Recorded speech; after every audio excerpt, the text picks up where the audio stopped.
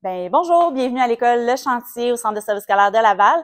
Je vous présente aujourd'hui deux enseignants qui viennent vous parler d'une approche innovatrice, l'alternance travail-études. Donc, voici Hugues Bourbonnais et M. Jean Fradet. Bon. Salut Hugues! Salut Jean, ça va bien? Ça va super bien. Oui. Est-ce que tu pourrais expliquer c'est quoi l'ATE? L'ATE, c'est une nouvelle méthode, une nouvelle approche au niveau de la formation professionnelle en électricité. Ce qu'on veut faire, c'est mettre en place des stages au sein même de la formation, des périodes où l'élève, à la place d'être ici au centre, il irait travailler puis apprendre plein de choses sur le métier d'électricien. Il n'y aurait pas besoin d'attendre à la fin. Il ferait ça au fur et à mesure de sa formation. D'après toi, ce serait quoi les avantages pour les entreprises d'embarquer dans ce genre de projet-là? Premièrement, un avantage pour l'entreprise, c'est d'avoir de la main-d'œuvre. Aujourd'hui, on sait que la main-d'œuvre, c'est très rare. Donc, le fait d'avoir des élèves, même s'ils n'ont pas fini leur formation, permet quand même d'utiliser des élèves qui ont certaines connaissances et de les mettre à profit sur les chantiers. Donc, régler le petit problème de pénurie de main-d'œuvre. Ça, c'est un avantage indéniable. L'autre avantage, c'est que l'entrepreneur peut s'assurer une relève. Donc, l'élève qui va travailler pour cet entrepreneur-là, qui est bien traité, va vouloir y retourner faire d'autres stages. Donc, pour l'entrepreneur, en le prenant sous son aile, ça va fidéliser l'élève envers cette entreprise-là. Et à la fin de sa formation, il va avoir un employé qui va aller travailler pour lui.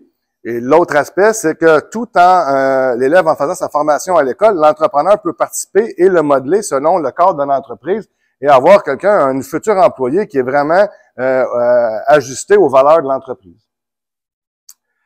Moi, je te relance, Hugues. Selon toi, ça serait quoi un avantage pour l'élève de faire de l'alternance travail-études? Ça va, tout d'abord, l'élève, il va pouvoir avoir une meilleure idée du métier d'électricien dès le début de sa formation. Après 5 mois passés au chantier ici à l'école, il va pouvoir aller travailler et apprendre tout d'abord comment ça fonctionne un chantier de construction, avoir une bonne idée des tâches qu'il va avoir à accomplir. Puis pendant ce temps-là, il va acquérir toutes sortes de méthodes de travail qu'il n'a pas nécessairement le temps de développer à l'école. Parce qu'à l'école, évidemment, il y a l'aspect pratique, mais on a beaucoup de théorie. Donc, sur les chantiers, il va pouvoir déjà peaufiner ses méthodes de travail et revenir ici à l'école avec une meilleure idée de ce qu'est le métier d'électricien. Et le contenu des cours théoriques va devenir, comme par magie, plus concret parce qu'il va déjà avoir une bonne idée de quoi on parle. Selon toi, est-ce que tu peux nous expliquer, Jean, de quelle façon que ça va fonctionner ici au centre au niveau de l'ATE?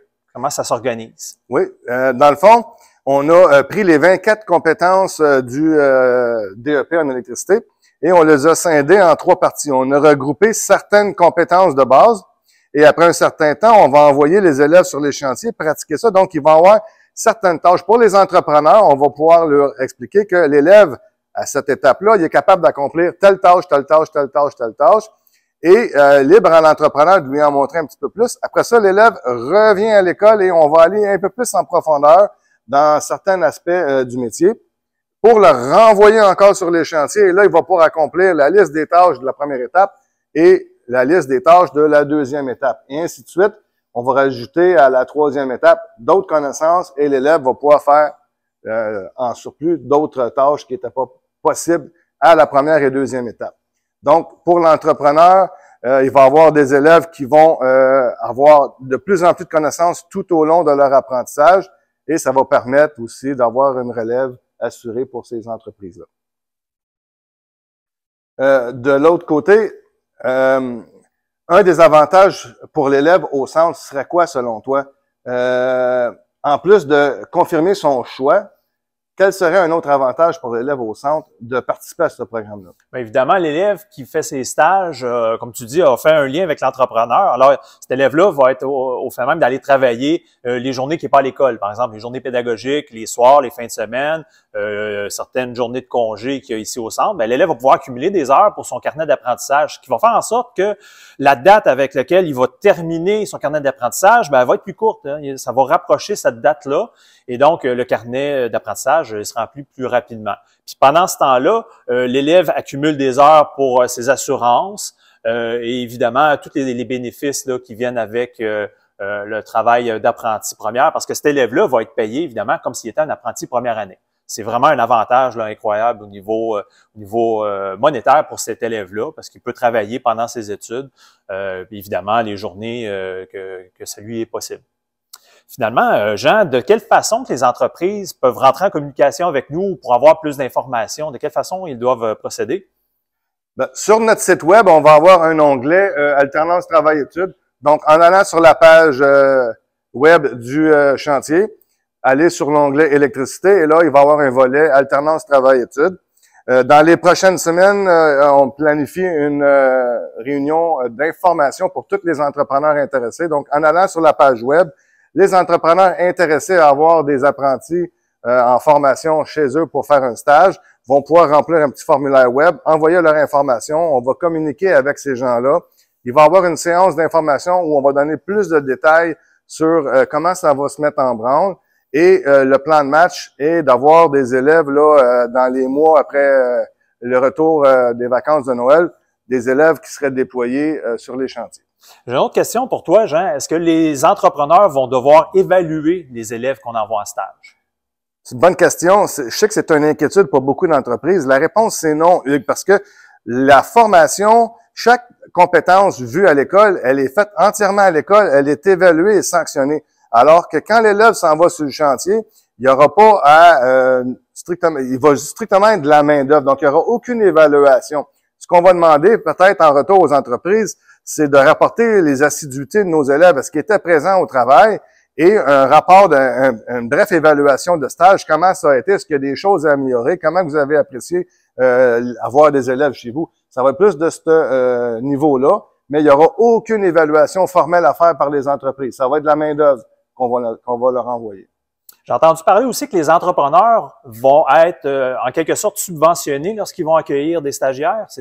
Bon, exactement. À toutes les 140 heures de stage où une entreprise a accueilli un élève pour 140 heures, ils vont avoir le droit à des déductions d'impôts. Donc, il va y avoir de l'information là sur la page web du centre, encore dans la section, l'onglet ATE, où on va expliquer les retours là, que les entreprises vont pouvoir avoir pour avoir pris sous l'autel des élèves en tant que stagiaires. Fait que concrètement, l'entrepreneur qui accueille nos stagiaires, une partie de leur salaire va être en quelque sorte subventionnée. Ça, c'est super intéressant. Exactement. C'est un autre plus pour les entreprises qui vont prendre des élèves chez eux. Et dans combien de temps on pense mettre ça en branle là, pour que ça fonctionne? Là? Le plan de match officiel, c'est d'avoir une rencontre d'information avant la période de Noël 2022 et au printemps 2023, là, de mettre le tout en branle avec la première cohorte. Et après ça, on enchaînerait. Là, le plan de match, c'est d'avoir en tout temps 2 groupes d'élèves qui sont en stage. Donc, on aurait constamment là, environ 40 élèves du centre qui seraient sur les chantiers dans la région de Montréal. Puis l'autre avantage du stage, c'est que pendant qu'on a des élèves qui sont sortis, on peut rentrer d'autres élèves ici au centre, coordonner l'utilisation de nos locaux, puis finalement augmenter à chaque année le nombre d'élèves finissants. Ce qui fait en sorte que ce projet-là va être vraiment avantageux, évidemment à moyen terme, là, dans les prochains mois, pour pouvoir diplômer davantage d'étudiants. Ça va être vraiment fantastique. Exactement. Là, on a répondu à une demande de l'industrie et tout en faisant ça, on a réalisé que en plus d'envoyer rapidement de la main-d'œuvre sur le centre, ça nous permettrait d'avoir plus de cohortes à l'école. Donc, encore une fois, envoyer plus d'élèves en bout de ligne sur les chantiers et répondre encore à la crise de main-d'œuvre. Est-ce qu'il y aurait d'autres choses à rajouter? Venez nous voir. Allez voir notre page Facebook, notre page web et informez-vous sur l'ATE. Venez à la rencontre qui va être cédulée sous peu et ça va nous faire plaisir de vous accueillir et de répondre à vos questions. On a bien hâte de communiquer, de collaborer avec vous. Donc, merci beaucoup, Hugues et Jean. J'espère que ça répond à vos questions. Si vous vous sentez impliqué, interpellé, puis vous désirez collaborer avec notre centre, n'oubliez pas de vous rendre sur notre page. Donc, en résumé, alternance travail-études au chantier, c'est de type mise en œuvre. Donc, on vous demande un 20% du temps du programme d'études où nos élèves vont aller pratiquer des activités de travail qui auront déjà été développées et déjà été évaluées en centre. Donc, tout ce qu'on demande aux entreprises, c'est de leur permettre d'accroître dans un milieu sécuritaire. On espère vous avoir en grand nombre à notre séance d'information. Merci.